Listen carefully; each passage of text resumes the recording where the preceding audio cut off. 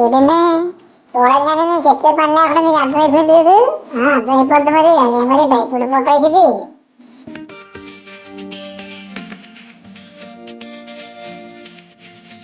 అంటే డైపుడు పోతాయి కంటే ఏదో మామూలుగా ఏదో జీడిపప్పులను పై పైన ఏదో పరుపులు వేసేసింది అనండి బాబు. ఇందులోని ఎండు ఖర్జూరం జీడిపప్పు అనే రకాలు మొత్తం డ్రై ఫ్రూట్లు అన్ని తయ్య చేసేసి మంచి క్వాలిటీని అయితే చేశాడు బాబు. సూపర్ అయ్యండి, కొనుక్కోండి కొనుక్కోని చెప్తాను.